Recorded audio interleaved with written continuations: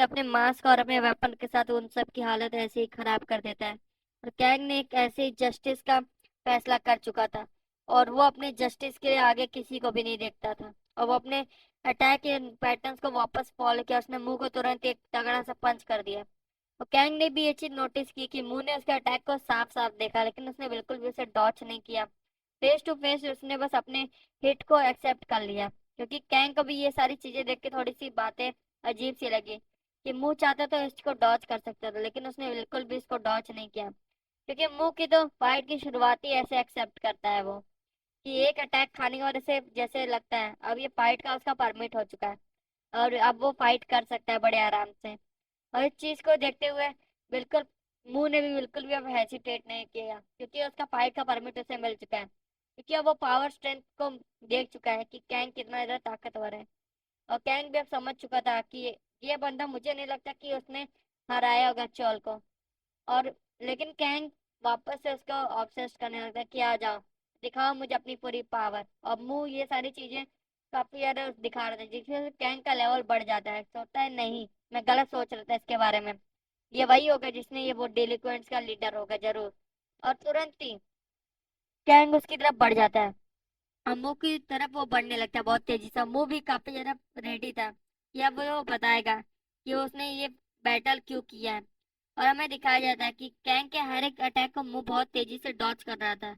लेकिन मुंह को भी पता चल रहा था कि इसके जैब्स काफी ज्यादा तेज है, ये पिछले वाले से और ज्यादा ट्रेंड है, और ज्यादा स्ट्रांग है। और ये चीजें से पता चल रही थी क्योंकि उसने काफी सारे बैटल टेक्निक्स को मास्टर किया हुआ था, जिसकी वजह से वो नोटिस कर सकता था कि इसकी वीक बॉडी जो है ये इसे कंट्रोल कर दे रही है। तभी उसने एक हाथ का कवर करते हुए तुरंत एक साइड जैब मारा, लेकिन उसे भी मुंह ने बहुत आसानी से डॉज कर दिया और ब्लॉक कर दिया। लेकिन कैंग इसी चीज पे नहीं रुका, वो अपने दूसरे अटैक्स करने की तैयारी कर चुका था। और मुंह भी काफी ज्यादा फ्रस्ट्रेट होने लगा, क्योंकि अब उसके जो पावर पंचेस थे और ज्यादा हैवी होने लगे थे। और ज्यादा हैवी पंचेस वो मार रहा था मुंह के ऊपर। अब मुंह को भी समझ में आ रहा था कि मेरी बॉडी अभी इतनी ज्यादा स्ट्रांग नहीं है कि मैं इसे हराने की कोशिश कर सकूं। और वो कोशिश कर रहा था कि और ज्यादा स्ट्रांग वो हो सकता काश। लेकिन कैंग से वो लड़ रहा था, और उसे फील हो रहा था कि उसकी बॉडी पेन काफी ज्यादा बढ़ रही है, और उसके पंच इतने ज्यादा स्ट्रांग नहीं है कि वो कैंग के कुछ बिगाड़ सके अभी। और कैंग भी ये सारी चीजें देखते हुए, ओपनिंग देखते हुए तुरंत ही मुंह के ऊपर एक अटैक कर देता है, और उसके पेट पे, जिसकी वजह से मुंह को काफी ज्यादा पेन होता रहता है, और वो काफी ज्यादा पीछे भी हट चुका होता है। लेकिन मुंह को ये सारे पेन भी काफी ज्यादा अच्छे लग रहे होते हैं, क्योंकि उसे पता है कि उसके पेन और ये सारी चीजें उसे और ज्यादा अच्छा फील करवाती हैं। और कैंग भी सोच रहा था कि ये बंदा दिखने में नहीं, ये काफी ज्यादा टफ है, लेकिन ये इतना ज्यादा पतली बॉडी के साथ भी इतना तेजी इतनी देर तक मुझसे रुका हुआ है, लड़ाई कर रहा है। और चीज को देखते हुए वो मॉक कर रहा होता है मुंह, कि क्या हुआ, इतना ही ताकत है तुम्हारे अंदर। जिस चीज को कैंग देखते हैं उसका लेवल और ज्यादा तेजी से बढ़ जाता है। और वो उसे अभी मॉक कर रहा होता है कि अब ये गलती कुछ करेगा जिसके वजह से मूर्ख गलती का फायदा उठाएगा। क्योंकि और कोई तरीका नहीं था कैंग को हराने का, जिसकी वजह से मुंह उसे और ज्यादा चिढ़ाने लगता है कि क्या कर रहे हो तुम, जल्दी से। यही सारी बातें सोचते हुए मुंह को अपना पुराना बैटल का सीन याद आता है, हजारों सालों पहले, जब वो फिर से एक बार ऐसे ही बैटल में फंसा हुआ था, जहाँ पे उसका ओपोनेंट इतना ज्यादा स्ट्रांग था कि उसके आगे वो टिक नहीं पा रहा था। वो कितनी भी कोशिश करे, उसका ओपोनेंट जैसे उसको कोई फर्क ही नहीं पड़ रहा था। वो उसके बाद जितने भी अटैक करने की कोशिश करे, लेकिन उसके ओपोनेंट पे कोई भी फर्क नहीं पड़ता था। जिसकी वजह से मुंह को ये हारता हुआ तो लग रहा था, लेकिन वो फील, वो दर्द उसे बहुत अच्छा लग रहा था, क्योंकि उसे ऐसा पहली बार महसूस हुआ था कि वो हार रहा है। और वो सोच चुका था, अगर मैं इसको नहीं हरा सकता, मैं अपनी पूरी कोशिश करूंगा और इसको हार की तरफ ले जाऊंगा, क्योंकि कोई ना कोई तो कमजोरी होगी इसकी, और मैं वो कमजोरी ढूंढूंगा। और इसी तरीके से मुंह ने उसके ऊपर भी एक कपड़ा उठाया, जिसके वजह से अटैक किया मॉन्स्टर ने उस कपड़े पे। और मुंह ने उसके सामने आते हुए उसके कवरिंग पेज की तरफ अटैक किया, लेकिन उसके ऊपर भी कोई फर्क नहीं पड़ा, क्योंकि मुंह के अटैक्स उस मॉन्स्टर पे कोई भी फर्क नहीं डाले। और मुंह के ऊपर एक पंच के बाद मुंह उस मॉन्स्टर से हार गया पहली बार। और इसकी वजह से मुंह को फील हुआ कि डिफीट क्या कैसा टेस्ट होता है।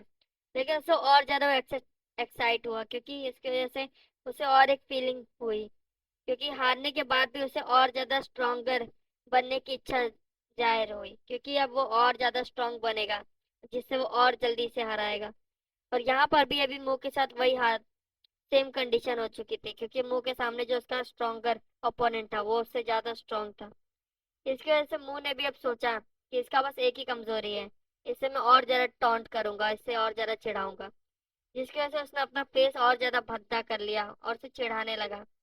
कैंग ये सब देख के काफी ज्यादा हैरान था कि इसकी बातें, मैंने सोचा था ये बहुत ज्यादा सीधा बच्चा है, लेकिन अब उसका रेंज सबसे ज्यादा ऊपर चला गया था, एकदम ही एपिक लेवल पे चला गया था, और वो अब बहुत ज्यादा गुस्से में था। वो अंधाधुंध अटैक किए जा रहा था मुंह के ऊपर, लेकिन मुंह भी मुंह ही था। वो अटैक्स को डॉज किए जा रहा था एक एक करके, क्योंकि अब मुंह को पता चल चुका था जब कैंग अपने हाइपर मोड में रहेगा तो उसके अटैक काफी ज्यादा मिस होंगे। और यही सारी चीजों का फायदा उठाते हुए कू मुंह से अपने पेड़ों के पास लेके चला गया, जहां से उसका फील हो रहा हो कि वो फंस चुका है।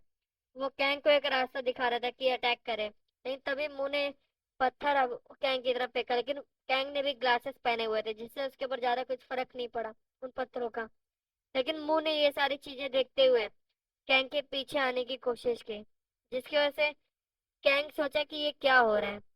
लेकिन मुंह एक अचानक से एक जगह पे खड़ा हो गया, फिर से वही पेस उसके और सामने बनाने लगा, जिसकी वजह से फिर से कैंग को बहुत ज्यादा गुस्सा आने लगा, क्योंकि अभी एक्सट्रीम लेवल पे चला गया है। क्योंकि मुंह के साथ, कैंग के साथ ऐसा कभी नहीं हुआ था। मुंह जैसी हरकतें कर रहा था, कैंग की गुस्से की लिमिट को क्रॉस कर चुका था, और कैंग भी सोचा था अब मैं इसे फिनिश कर दूंगा, लेकिन मुंह उसके अटैक्स को फिर से डॉज कर दिया बड़े आराम से।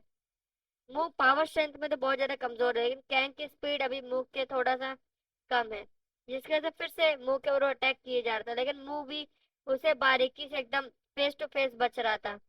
और अभी भी मुंह को फील हुआ कि उसकी हल्का सा टच हो चुका है अटैक, जिसके से उसे पता चला कि कैंग ने अपनी स्पीड और ज्यादा बढ़ा दी है।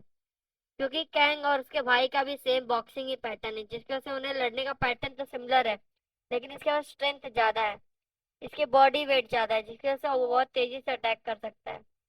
और उसे समझ में आता है कि वो चाहता है कि कैंग फिर से फिसल जाए, और एक डिसबैलेंस मूव कैंग का, मैं उसे भारी पड़ जाऊंगा उसी टाइम पर ही। वो यही चाहता था, इसलिए वो अंधाधुंध कैंग के अटैक्स को बस डॉच करने की कोशिश कर रहा था, क्योंकि वो जानता था कोई एक मूव ऐसा जरूर होगा कैंग का जिसकी वजह से वो कैंग भी वहां पे फिसल जाएगा। और वो उसी वेट कर रहा था उसी मूव का, और आखिरकार उसे एक मूव मिल गया कि कैंग के अटैक्स को बार बार डॉच करते जाए और उसकी वजह से कैंग का डिसबैलेंस हो। और यही सारी चीजों को देखते हुए बार बार वो कैंग के अटैक्स को रैंडमली डॉच कर रहा था। वो हिल रहा था हर जगह पे कि कोई भी पेबल्स पे उसका पैर पड़े और वो फिसल जाए। और कैंग के साथ भी वही हुआ जो मून ने अभी तक सोचा हुआ था, क्योंकि इतने सारे वॉर के एक्सपीरियंस के बाद कैंग को ये चीज नहीं नोटिस हुआ, लेकिन उसने तुरंत ही मून ने एक ओपनिंग देखी और तुरंत ही कैंग के ऊपर अटैक कर दिया। और उसके पंच वो रेडी कर ही चुका था, लेकिन उसे तभी फील हुआ कि उसका हाथ एकदम ही कमजोर हो चुका है, क्योंकि उसके हाथ का पेन कुछ ज्यादा ही है। लेकिन तभी उसने एक तगड़ा सा उसके ऊपर पंच किया, लेकिन उस पंच से उसे पता चला कि उसका पंच नहीं, उसके एंकल उसको लगी, लेकिन उस एंकल का भी बहुत अच्छा प्रभाव पड़ा था, क्योंकि उसकी कोहनी लगने की वजह से उसका जो ग्लास था, जिसने कैंग ने जो ग्लास पहनाया हुआ था वो भी टूट गया। कैंग को लगा था ये ग्लास काफी ज्यादा महंगे मटेरियल का, इसलिए वो नहीं टूटेगा, लेकिन आखिरकार मुंह ने एक परफेक्ट हिट किया कैंग के ऊपर, और वो बहुत ज्यादा खुश हुआ कि एक परफेक्ट हिट के बाद इतने देर से मैं कोशिश कर रहा था, और लेकिन आखिरकार एक हिट हो ही गया कैंग को। और मुंह को एक्साइटेड और ज्यादा पड़ रहा था, लेकिन तभी उसने एक चीज नहीं नोटिस किया कि कैंग ने अपने वेपन से बहुत तेजी से मुंह के पैरों पे मार दिया, जिसकी वजह से मुंह अब अपने घुटनों पे आ चुका था। और कैंग भी बहुत ज्यादा रेज में